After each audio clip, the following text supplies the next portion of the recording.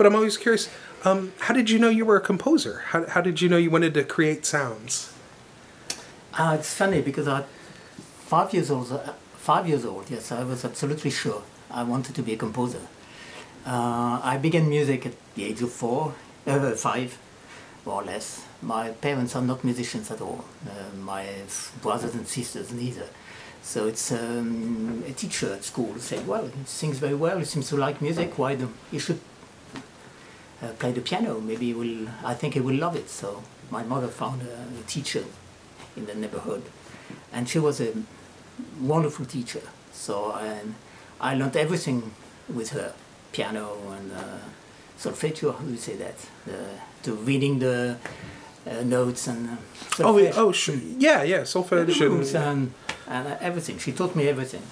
And at 5 years old, I didn't want to be a pianist. I didn't want to be a conductor. I wanted to be a composer. So I composed a lot of little sonatas, piano sonatas. I mean, just nothing, but I really loved it. The problem is that at the age of 15, I wasn't sure at all anymore. So I had a very difficult period between, let's say, age of 15, 16 and till 30 years old.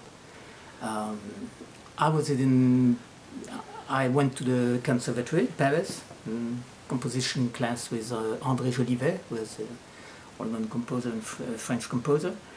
And I was a little lost. I mean, I didn't trust me anymore. I didn't know what to do. So I stopped composing for between age of 22 and 30. I didn't compose anything, almost anything. So, but I was still sure I would be a composer later. You know, that's really strange because I was still sure, somewhere in me was always sure that I wanted to be.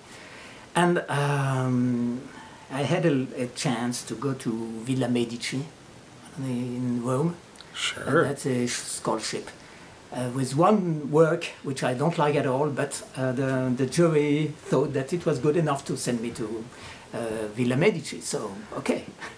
And you know, I was born in Rome, and I was born a second time in Rome as a composer. That's really funny because I wrote what I think is my opus 1 in Rome. It's an orchestral piece. And for the first time I really felt self-confident and sincere, and wrote what I wanted to write. Because before I didn't write what I wanted to write. I used to write avant-garde music because I thought my colleagues and my teacher wanted me to do so. So the problem is that I hated my music. I couldn't stand it. I mean, I didn't recognize myself in it. I made some kind of a self-censure. Yeah, sort of a... I couldn't write what I wanted to write. So that's a big problem. That's why I stopped for 5 or 6 years. Because, I mean, it doesn't make sense. If you write music and can't stand your music, I mean, you just have to stop. So, you see, it has been a little complicated. But then for the first time I was sincere in my 30s with this piece, and then went on like this. You know, that's the way. That was my way anyway. Yeah, yeah. Are there folks that have influenced you along the way that have been important to you musically? Yeah, sure. Dutilleux has been Henri Dutilleux has been really important for me. Jolivet, my teacher, has been very important to me because he knew. He told me for the first time in the conservatory. He told me about non-European music from Africa, from Japan, and so on. And I really fell in love with the music of the old world, not only Occidental music. So I was really influenced by that too. And I would say Berio, Luciano Berio, in my early years was somebody who really influenced me. And then, well, so many. Ligeti also, Georgi Ligeti. Yeah. A lot of people were really important for me, but the most important would be Henri Dutilleux, I think. Yeah. Wow. Yeah, that's amazing. Such gorgeous, complex, and just it's there's so much to it. He's he was born the same day as my mother. Really? Exactly. They are twins. Oh man. Yeah. Still alive, both of them. Yeah. Oh man. 96. Wow. I heard a piece recently that has a beautiful chorale. That has this snippets of this tune in Fremden Land. Yes. And to me, each movement is this wonderful world, and each one of them, whether it's this almost Malarian death dance, and this interjections, and there's so many wonderful emotions I find in this. Would you talk a little bit about this piece, because it's a very cool, as you were saying that you haven't had just a quartet in a while, but this has a string quartet, a clarinet, and piano in it, and it's incredibly beautiful. So the first idea I had for this piece was sad, and said, well, the piece is not cheerful at all in Fremden Land. It was a tragical piece, I think. And the first idea I had of this music is when I learned about the death of a good friend of mine called Olivier Greff, who was a great composer, but who died at the age of 50. And we had the same piano teacher when we were kids. Then I didn't see him for 40 years, and then I met him again 2 years before his death. And we had a lot of things in common. His music is much more violent than mine, but we had, we loved same kind of music, and old music, ancient music, music for Middle Ages and so on. And when I heard about his death, which I didn't expect it at all, I had some kind of a flash in my head. It's a real, I heard music, very short, but really impressive. And it was a mix of bells, but funeral bells. And some birds shrieking, something like crows. And this chorale that I use in this piece, in the last piece, which is an old song from Germany, the 15th century, called Innsbruck, I Have to Leave You. And that became 1 century after. The song was so famous that it became a sacred song, and a chorale that Bach uses very often. And it's not Innsbruck, I must leave, but oh, word, I have to leave you. And oh, Welt, ich muss dich lassen. And I had this, when I heard about Olivier's death, I had this song in my mind, because the last time I saw this friend, we talked about this song, and he told me how much he loved it, and he wanted to quote it in one of his works. So I had this, very short flash, let's say, in my head, and I wrote a piece which is about 5 minutes with this image I had in my mind. And you could recognize the bells and the clarinet playing shrieking, and the string quartet playing the old song. And for 2 years I left this piece alone, and it wasn't performed. And then I wrote the 4 first movements. So because I had a commission for this. Sextet form, and I tried in every movement to have a quotation of one phrase of this song, so the thing could be logical. So it's a funny way to write the piece, just the finale first, and then the 4 other movements. And all these movements are, as you say, there's something Mahlerian in it. The titles are in German, because the song is German, and my friend loved Mahler's music, and so in a way, it's some kind of a tribute to this composer. That's a beautiful tribute. It's very heartfelt, yeah, that comes through. He really was. When I saw him after 40 years, I thought, well, in a way, he's a brother in music. I mean, we really have a lot of things in common. So that's why his death really struck me. And that's the story of this piece. Yeah. Two quick questions, and we'll settle up. When you write, do you like to use pencil and paper? Do you like to be at the piano? How do you physically like to compose? Is it in the morning, night, whenever you can? Whenever, whenever I can, whenever. I need a piano. I like to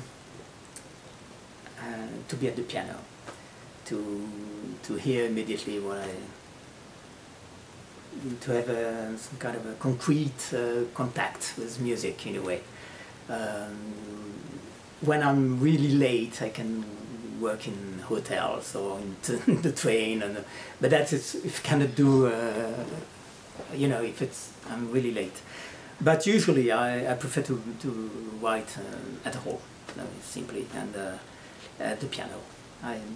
And very often I register my music. I play it and make a lot of versions. For instance, for the Third Quartet, I wrote about 30 versions of the first 2 minutes. And I registered them with an electric piano. And, well, I used to hear for the 30 of them and said, well, maybe this one is the best, or maybe this one, and so that's the way I do. Not always, but... Oh, yeah. Sometimes I read music, it's like a game of puzzle. I like to combine very different music. Sometimes music that don't have anything to do together. For instance, the end of Fremden Land, with those bells and this clarinet and this string quartet. There are string musics. They are not written to be played together, but they are. They have their own logic. No? The clarinet has its logic, the piano has, of course, the string quartet also, and the composition is to put them together so they can fit, but be still, have their own personality, and so that's the way I compose very often. Yeah.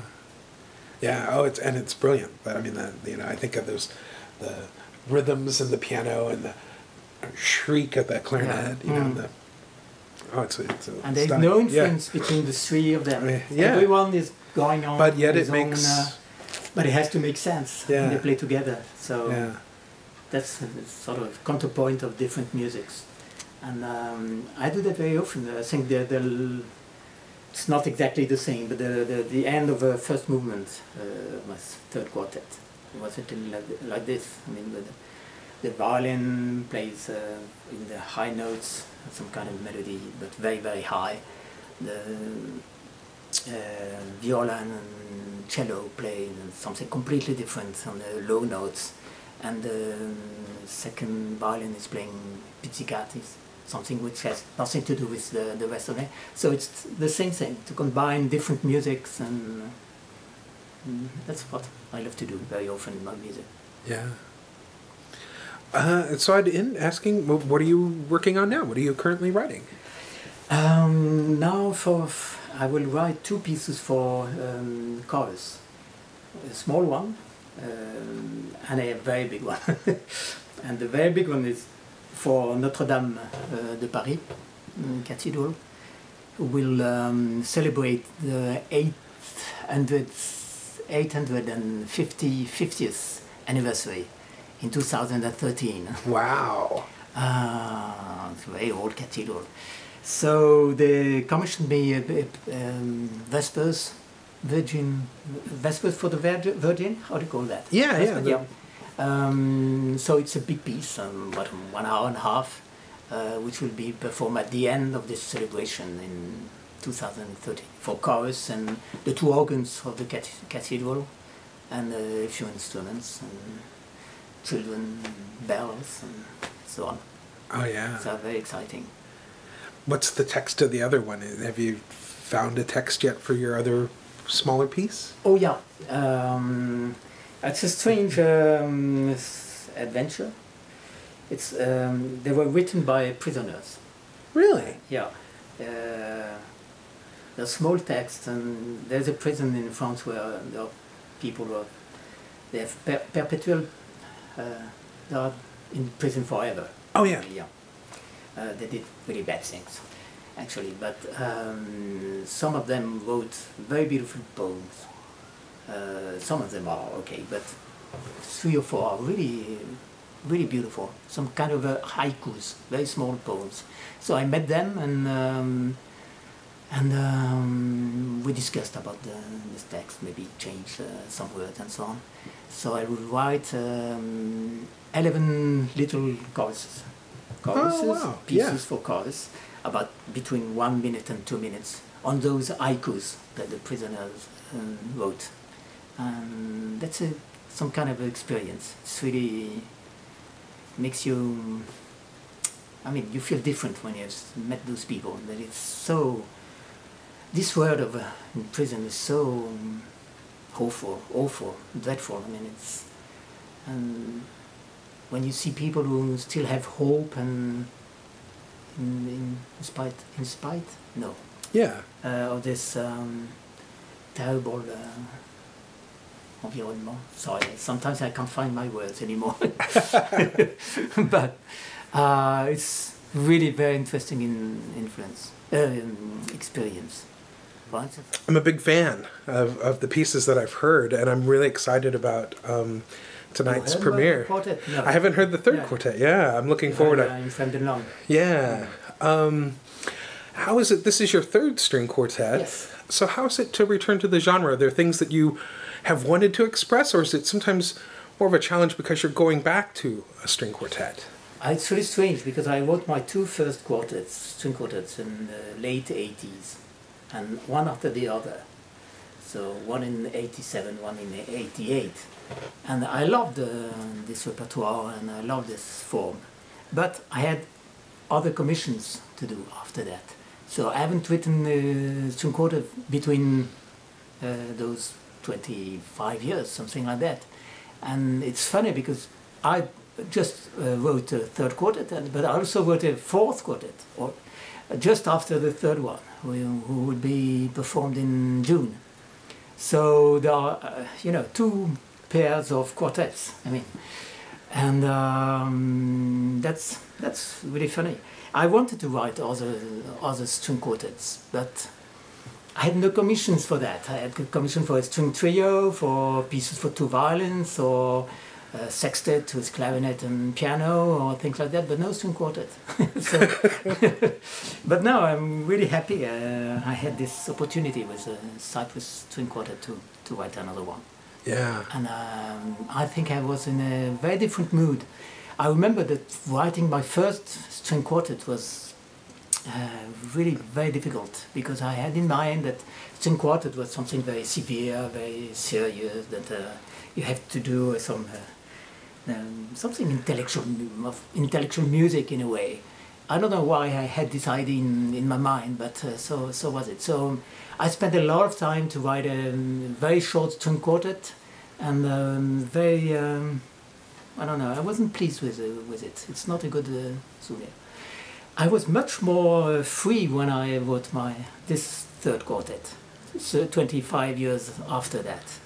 And I just thought that, well, string quartet is beautiful form, but it's also, you have a beautiful sound with those 4 instruments.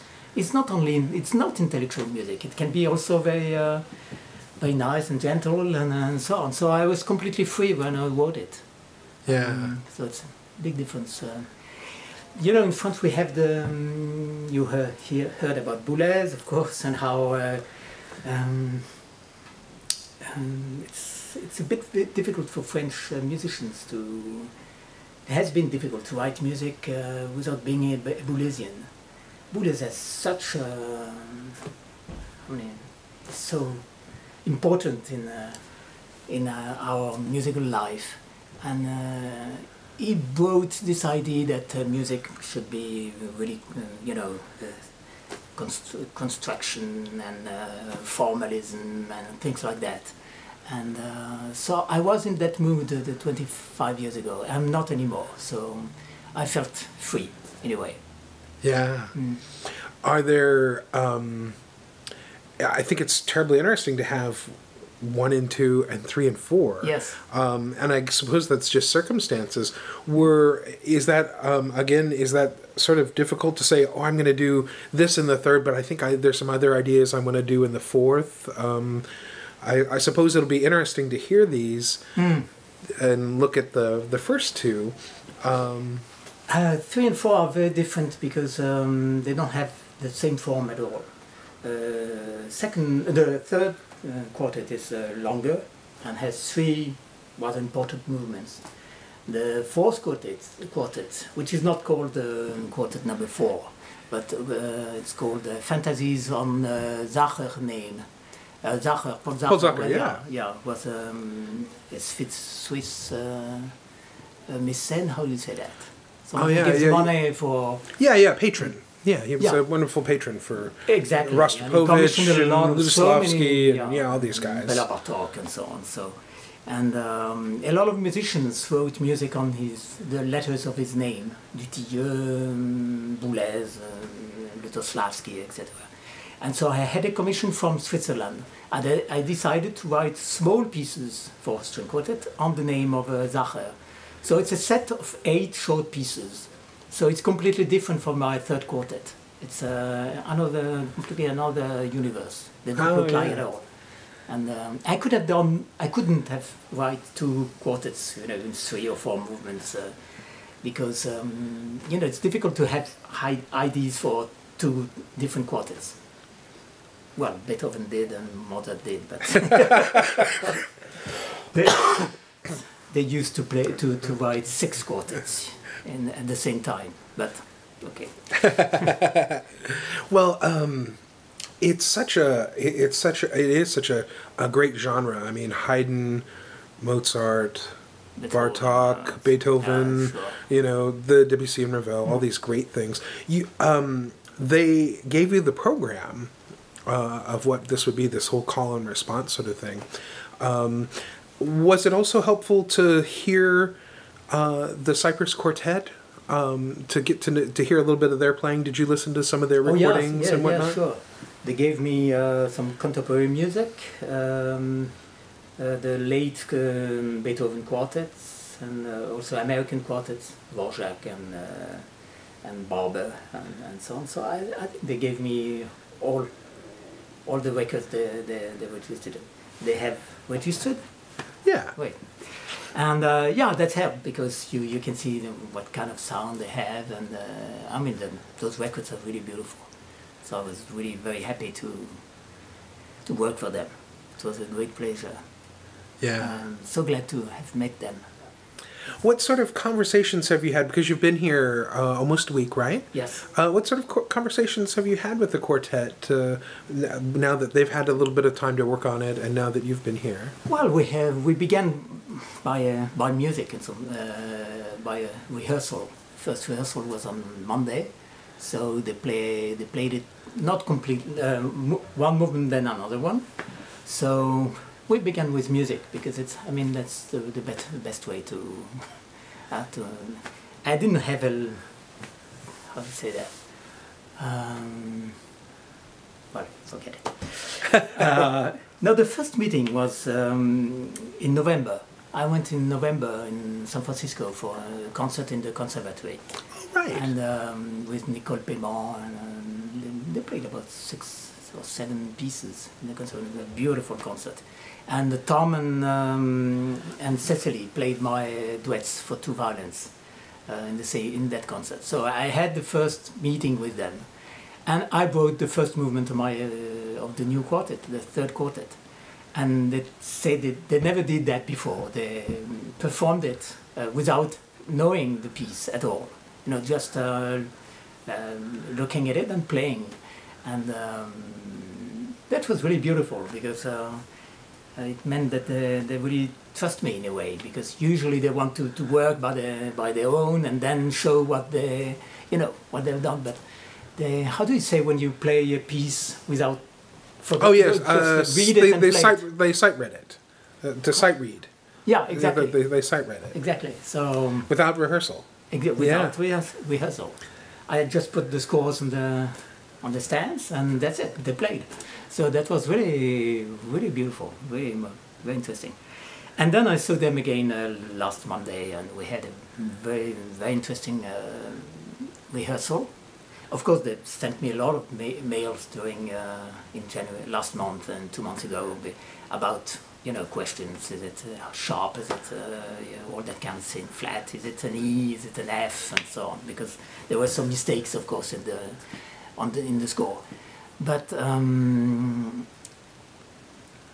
I think first rehearsal was really amazing, especially for first two movements. I not many things to say. I mean, it was really what I expected. So cool. Yeah, I was really pleased with that. And third movement, they told me that it's the biggest one, the longest one, and it's more difficult. And they said we are not absolutely ready for the third movement. So maybe we worked a little more on that one. And but everything went okay. Really, it's very nice to work with them. Oh, cool. Yeah, they're such lovely people. Yeah, lovely people. Great musicians. Great musicians and lovely people, and we understand some musicians, and so I mean, yeah, that was really cool. Wow. Well, it's very nice to meet you. Thank you. Thank you.